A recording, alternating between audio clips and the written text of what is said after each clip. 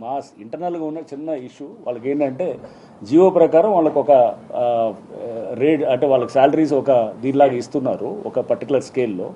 గతంలో ఎక్కువ వచ్చేది, దాన్ని ఇప్పుడు తగ్గించిన దాని విషయంలో ఆల్రెడీ ప్రభుత్వం చాలా సానుకూలంగా ఉంటే అసలు తగ్గించడానికి ఎలా ఉంది, ఎందుకంటే జిహెచ్ఎంసీ నుంచి ఈవీడిఎంలో పనిచేస్తున్న వాళ్ళు ఇప్పుడు హైడ్రాకు వచ్చినప్పుడు ఆ బదలాయించిన వాళ్ళందరికీ కూడా పాత జీతభత్యాలే మెయింటైన్ చేయాలనేది ప్రభుత్వం చాలా స్పష్టంగా, ముఖ్యమంత్రి గారే దీని మీద చాలా స్పష్టంగా చెప్పారు అది ఉంటుందనేది.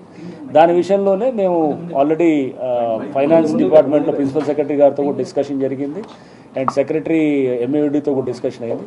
వాళ్ళ జీతాలు ఎక్కడా తగ్గట్లేదు, అంతా కూడా యాజ్ ఇట్ ఈస్గా వచ్చేటట్టే సిస్టమ్ ప్లాన్ అయింది. వాళ్ళ కొంత కమ్యూనికేషన్ గ్యాప్ తోటి వాళ్ళు తగ్గుతుందేమో అనే భావనలో ఉన్నారు, ఎక్కడా తగ్గట్లేదు.